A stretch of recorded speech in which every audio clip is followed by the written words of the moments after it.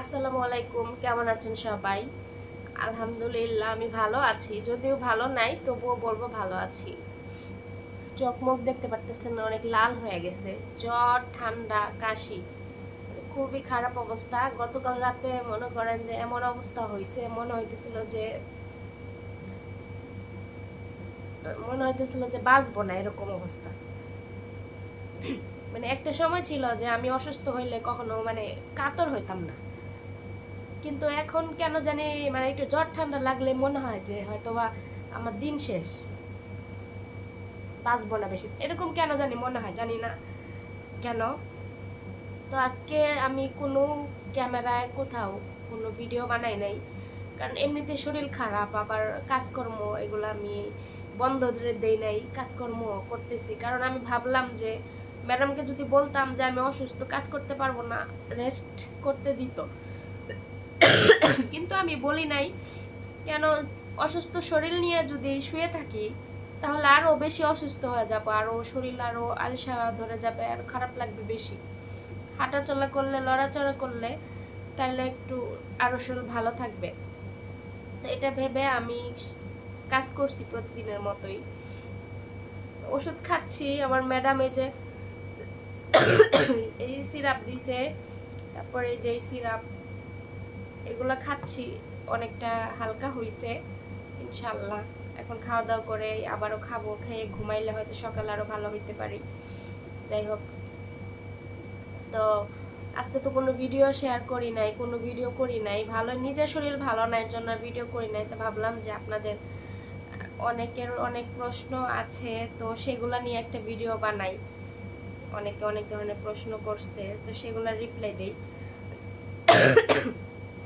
আমাকে হাসান মাহমুদ আইডি থেকে একটা আপু কমেন্ট করছে যে আসসালামু আলাইকুম আপু, তোমার কাছে একটা প্রশ্ন আছে আপু, আমাকে কাল একটা রিপ্লাই দিও। তুমি কিসের জন্য বিদেশ গিয়াছিলা? আমার আব্বুর প্রশ্ন করছে, কারণ আমার আব্বু বিদেশ করছে, তাই আপু আমাকে কাল এই কথাটা রিপ্লাই দিও প্লিজ।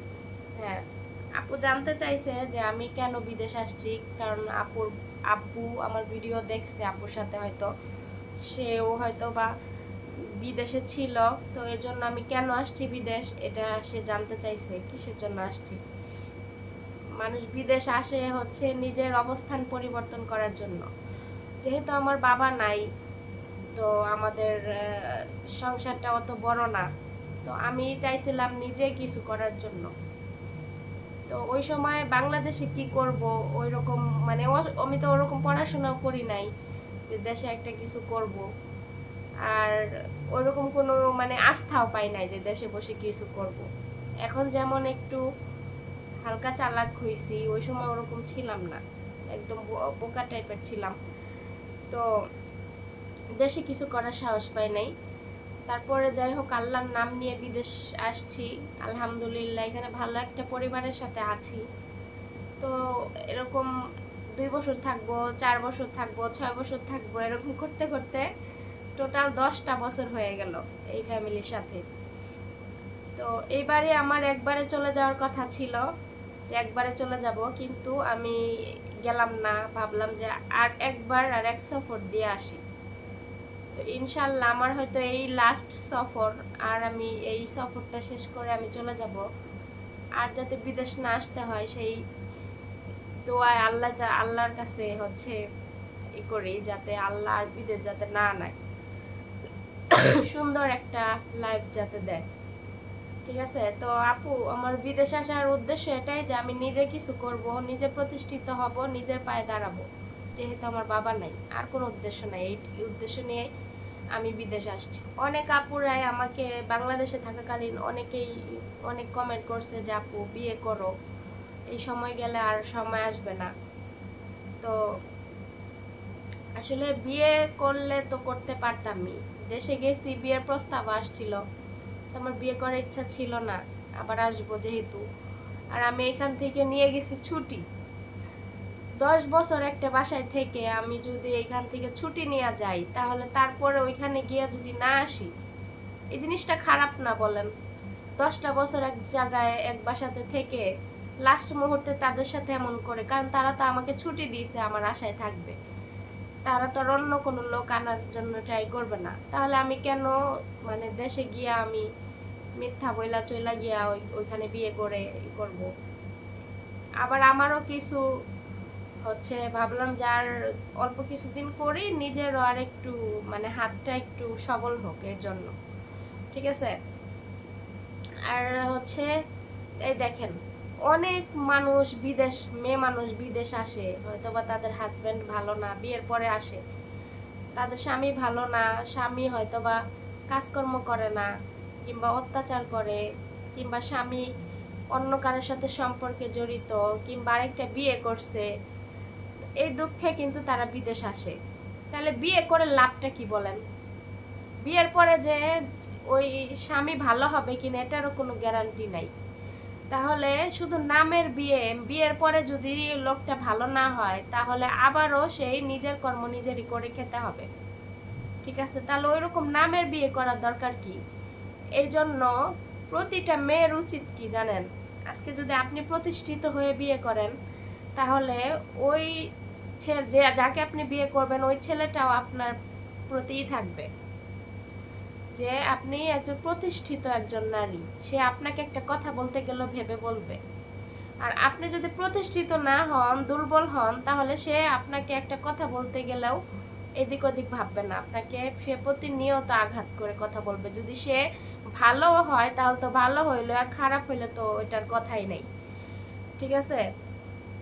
তো আমি অনেকদিন বিদেশ থাকি, বিদেশ থেকে আমার পরিবারকে অনেক সাপোর্ট করছি, আমার ভাইকে বিদেশ পাঠাইছি, আলহামদুলিল্লাহ ওরা এখন সচ্ছল। তো ওদের নিয়ে আমার এখন আর ভাবতে হবে না, আমার পরিবার নিয়ে আমার ভাবতে হবে না, এখন আমি যা করব সব নিজের জন্য, ঠিক আছে। এই জন্য আমার আরেকবার বিদেশ আসা, যে নিজের জন্য নিজের হাতটা আরেকটু সবল করি, তারপরে চলে যাব, ঠিক আছে। সবাই দোয়া করবেন যাতে করে আল্লাহ উত্তম কাউকে পাঠায় দেয়, যাতে করে তার দ্বারায় বাকি জীবনটা কেটে যায়, ঠিক আছে। তো আরো অনেকে অনেক প্রশ্ন করছেন। আচ্ছা, একজনের প্রশ্ন করছেন যে আমার এইখানে রান্নাঘরে এসি আছে কিনা। হ্যাঁ, আমার রান্নাঘরে এসি আছে, এখানে প্রতিটা ঘরে ঘরে এসি আছে, কিন্তু আমি যেই রুমে কাপড় আয়রন করি ওই রুমে এসি নাই। আর আমার ম্যাডামের ফ্যামিলিটা মাশাল্লাহ এখন আরেকজন পরিবারের সদস্য বেড়ে গেছে, তো ফ্যামিলিটাও বড়। আজকে আমার কফিলে বড় গাড়ি কিনে নিয়ে আসছে, কারণ আগের যে গাড়ি ম্যাডামের গাড়ি, ওই গাড়িতে এখন আর ফ্যামিলি সবার জায়গা হয় না।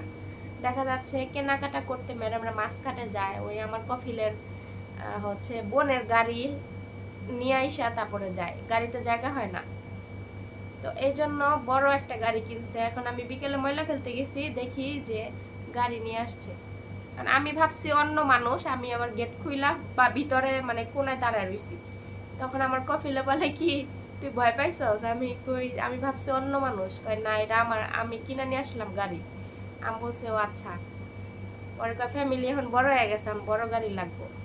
আর এই যে আমার রুমটা যে আমার ম্যাডাম পরিষ্কার করছে, ম্যাডামের রুম পরিষ্কার করতে গিয়া দেখে রুমে 1 মাস ছিলাম না, তেলাপোকা তারপরে ইঁদুর এগুলা পাইছে নাকি। তো রুমের লোকজন থাকলে হয়তো এগুলা হয়তো থাকে না, না থাকলে এগুলা আসে। তো আমার ম্যাডাম আমার কফিলরে বলছে যে এই রুমের টিন আছে, উপরে টিন, তারপরে এগুলা বাদ দিয়া উপরে ছাদ করে দেওয়ার জন্য।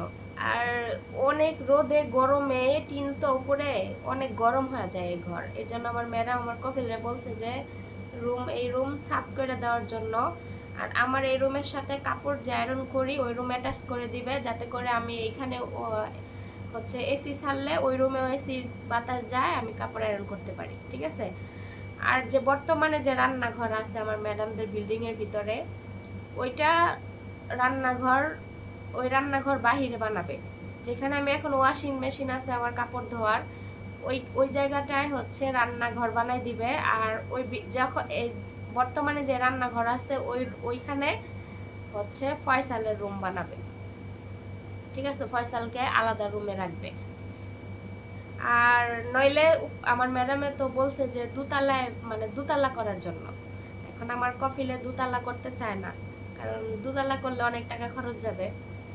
তো এখানে সমস্যা নেই, ওরা লোন নেওয়া করতে পারে, সরকারের থেকে সুবিধা আছে। তো হয়তো বা রান্নাঘর বাইরে দিবে, ওই রান্নাঘরটা ফয়সালের রুম বানাবে, আর নয়তো বা দোতলা করবে। দোতলা করলে তো মনে করেন যে আমার কাজকর্ম একটু বেশি হয়ে যাবে, ওই হিসাব করে আমার ম্যাডামের দায়িত্ব নিয়ে স্যালারি দিবে, সমস্যা নাই। যাই হোক, যাক আলহামদুলিল্লাহ অনেক ভালো আছি এই জায়গাটায়। আর ভালো আছি বলেই বারবার দেশে গিয়া আবার আসি, খারাপ হইলে তো আর আসতাম না। আমি ওইরকম মানুষ, আমার সাথে যে মুখ কালো করে কথা বলবে আমি তার সীমানায় পাড়া দিই না, ঠিক আছে? তো ওনারা ভালো বিধায় আমি এখানে আসি, খারাপ হইলে আসতাম না। হ্যাঁ, মাঝে মাঝে ভিডিওতে অনেক কিছু শেয়ার করি যে ওনারা এরকম নোংরা, এটা ওইটা। হ্যাঁ, এটা ওনারা না, শুধু আরব দেশের সব মানুষ এরকমই, ঠিক আছে? আর একটা জিনিস চিন্তা করলাম আমি বাংলাদেশে গিয়ে, সেটা হচ্ছে আমি বাংলাদেশে গেছি, আমার মা আমাকে প্লেটটা ধুয়ে ভাত খাইতে দেয় নাই, জানেন? খাওয়া দাওয়া করে আমি প্লেটটা পর্যন্ত ধুই নাই, আমার মা করছে। প্লেটে ভাতটা পর্যন্ত আমার মা বাইরা দিছে, গ্লাসে পানিটা পর্যন্ত আমার মা ঢাইলা দিছে।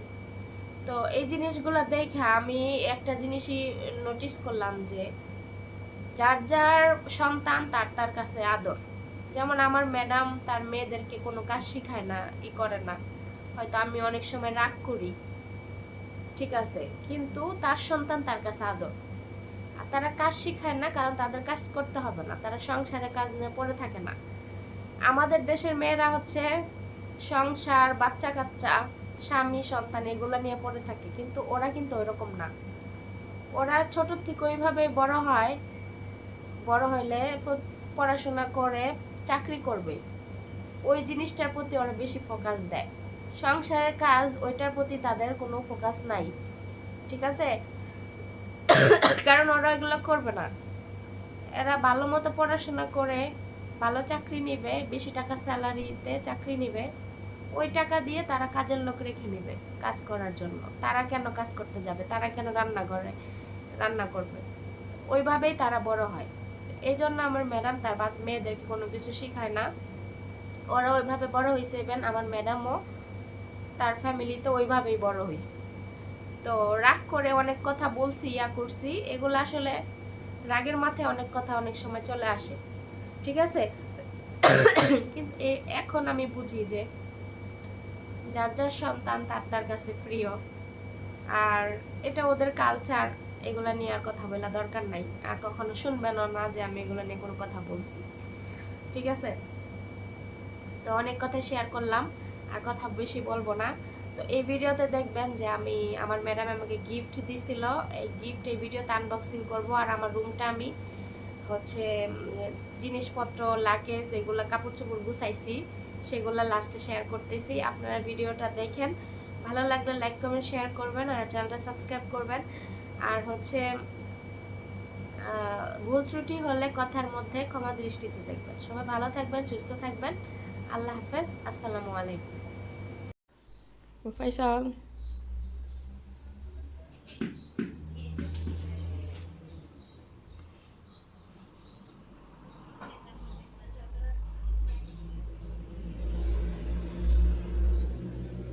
এই যে ফয়সাল আমার দেওয়া গেঞ্জি পরছে, ফয়সাল আমার দেওয়া টি শার্ট পরছে। ঘুমি ফয়সাল, ঘুমি ফয়সাল, না না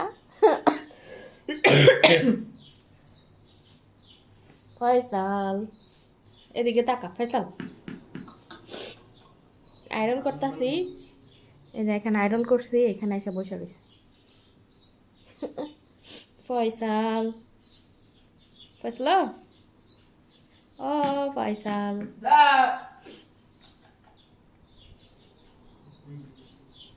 তাকায় না এদিকে, ওইদিকে ঘুরে বসে রয়েছে। এই যে ঘুমি ঘুমি ঘুমি ফয়সাল, ঘুমি ফয়সাল, তাকায় না, শরম পাইতেছে। সুফি লবে ফয়সাল, শরম পাইতেছে। ওই দেখেন ফয়সাল আমার টি শার্ট পরছে, ওয়েটিং ফর ফ্রাইডে। কেমন লাগতেছে ফয়সালকে জানাবেন, একদম মাপ মতো লাগছে, ছোট হয় নাই বড় হয় নাই, মাশাআল্লাহ। ফয়সাল।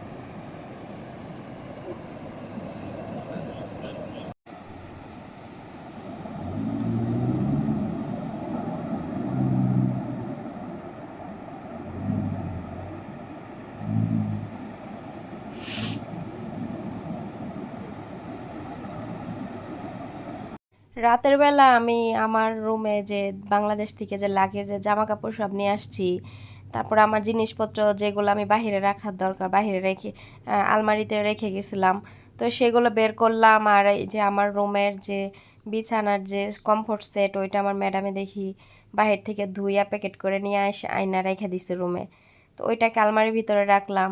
তারপরে যে ব্যবহার করার যে কসমেটিকগুলো, এগুলোও গুছায় রাখতেছি। ভাবলাম যে এখন করে ফেলি, কারণ একদিন পার হয়ে গেছে, এগুলো আর করা হয় নাই। আসার পর থেকে তো শরীরটা ভালো না, এই জন্য আলসামি করা হচ্ছে না। তো আজকে ভাবলাম যে এগুলো করে ফেলি, আর আমি দেশ থেকে যে জামা কাপড়গুলো নিয়ে আসছি সেগুলো গুছায় ফেলি, নইলে আবার পড়তে গেলে দেখা যাচ্ছে যে খুঁজে পাওয়া যাবে না একটা ব্যাগের ভিতর থাকলে। তো এখানে যে 3টা জামা দেখাইলাম, এই 3টা আমার ম্যাডাম আমাকে দিছে। যেদিন আসছি দেখি রুমের ভিতরে টেবিলের উপরে সাজায় রাখছে এগুলা, তো আজকে আপনাদের সাথে একটু খুলে শেয়ার করলাম। আর পরে দেখছিলাম একদম পাতলা কাপড়, তো পরে কমফোর্ট আছে, কিন্তু নিচের দিকে অনেক বেশি লম্বা, মাটিতে শেষরায়, তো ওইটা পরে কাজ করা আমার সমস্যা হয়ে যাবে, এর জন্য রেখে দিব। বাংলাদেশ থেকে যে জামা কাপড়গুলো নিয়ে আসছি এগুলাই পরবো এখন থেকে। আর বাটিকের জামা কাপড় কয়েকটা নিয়ে আসছি, আপুরা বলছেন যে বাটিকের জামা কাপড় ভাল লাগে নিয়ে আসার জন্য বেশি করে, তো নিয়ে আসছি কয়েকটা। তো এগুলাই যে আমি প্রতিটা সেটের সাথে এগুলা সেট মিলায় মিলায় রাখতেছিলাম। প্রথমে আমি লাগেজ নিয়ে আসতে চাইছিলাম হচ্ছে একটা, তারপরে দেখি যে আমার জিনিসের ওজন হলো 20 কেজি আনা যাবে। এখন লাগেজে জামা কাপড় ভরছি, ভরার পরে দেখি যে ওজন বেশি হয়ে যাবে, তো এই জন্য আবার ছোট লাগেজটা নিছি, যাতে করে ওইটা হাত ব্যাগে করে 7 কেজি ওখানে নেওয়া যাবে, এর জন্য ছোট লাগেজটাও নিয়ে আসলাম। তারপরে এই যে বাস্কেটের ম্যাডাম যে বাস্কেটটা এনে রাখছে আমার রুমে, এই বাস্কেটের মধ্যে আমি আমার মানে নিত্য প্রয়োজনীয় জিনিসগুলো আমি যেগুলো প্রতিদিন ব্যবহার করব সেগুলো আমি এই বাস্কেটে সাজায় রাখলাম। তো সাজায় রাখার পরে এখানে আমার এই যে টেবিল আছে, আমার ম্যাডাম আমার রুমে কিন্তু 2টা বড় বড় আয়না ছিল, তো ওইগুলো আবার একটু ভাঙ্গা গেছিল, তো পরে আমার ম্যাডাম দেখি এগুলো সব ফালাই দিয়েছে। তারপরে এই যে নতুন একটা আয়না, এটা কিনে আয়না রাখছে, এটা আবার একটু লম্বা একটু ছোট, তো এই জন্য আমি টেবিলের উপরে রাখলাম। আর এটার পিছনে হ্যাঙ্গার নাই, মানে স্ট্যান্ড নাই যে এটা সাপোর্ট দিয়ে দাঁড়াবে, তো এই জন্য আমি টেবিলের উপরে দেয়ালের সাথেই করে রাখলাম। তারপরে এই গিফট বক্সটা আপনাদের সাথে খুলবো, খোলার পরে দেখি যে এটার ভিতরে কি আছে। আমি প্রথমে ভাবছিলাম যে এটা পারফিউমের বক্স, কারণ এর আগের বার যখন আসছিলাম আমার ম্যাডাম এরকম একটা পারফিউমের বক্সে আমাকে গিফট দিছিল পারফিউম। তো এই বক্সটা খোলার পরে তো আমি দেখি যে না, এটা পারফিউম না, এটা বুকুর। এগুলা কিন্তু অনেক দামি বুকুর, এগুলা দিয়ে যদি আপনি কয়লা দিয়ে ধূপ জ্বালায় দেন বাড়িতে, একদম গ্রানে পুরা বাড়ি ভরা যাবে। আর পারফিউমের গ্রানের থেকে বেশি এই বুকুরের গ্রান। তো এখানে 3টা বক্স ছিল, এগুলো আমি রেখে দিব, বাংলাদেশে গিয়া ব্যবহার করব। এই যে ম্যাডামের গিফট, আমি ভাবছিলাম আতর, এখন দেখি এটা বখুর। আর এখানে রাতের খাবার আছে, খাবো। আর এই যে আমার সব এগুলো মানে ডেইলি যে ব্যবহার করব এই জিনিসগুলো এখানে রাখলাম। আর আয়নাটাই যেভাবে রাখছি দেখেন, উপরে রাখলাম, নিচের থেকে আয়নাটা একটু ছোট, তো নিচের থেকে আমার মুখ দেখা যায় না ভালো মতো। আর পোলারিটা এখানে রাখলাম। আর আমার ব্যাগটা আমি পরে একটা বড় পলিথিন দিয়ে ঢাকা রাখবো যাতে ধুলাবালি না পড়ে। বড় ব্যাগের ভিতরে ছোট ব্যাগ রাখছি। আর এই যে আমার হয়েছে ক্যামেরা স্ট্যান্ড, রিং লাইট, এটা সেটিং করব পরে, এখন থাক এভাবেই। তো আর আলমারি কিভাবে গুছাইছি দেখাই। এই যে দেখেন কাপড় চোপড়, আলমারি এইভাবে গুছাইছি, নিচেও আছে কাপড় চোপড়, এভাবে গুছাইছি। এই যেগুলো সব আমার চুলের জিনিস, মেথি, কালো জিরা, তারপরে ফ্ল্যাক্সিড, তারপরে এই যে আমার ব্যবহার করার জিনিস। যাই হোক এগুলো সব এইভাবে থাকুক। বিছানাও আমি করলাম, আর বিছানা অনেক বেশি উঁচা হয়ে গেছিলো। 3টা ম্যাডাম দেখি নতুন আর একটা এই যে এই ম্যাট্রিক্স কিনছে, তো আগের 2টা ছিল আর এখন একটা কিনছে নতুন, 3টা বিছায় রাখছে, খাট হয়ে গেছে, উঁচা, এত উঁচা ভাল লাগে না। পরে একটা আমি সরাই ফেললাম, এখানে রাখছি, থাকুক এখানে। তো এই তো আমার ঘরের বর্তমান অবস্থা, সব কিছু গুছাই ফেলছি ব্যাগটে। এখন ফ্রেশ হব, খাবার খাবো, তারপরে দিব একটা ঘুম।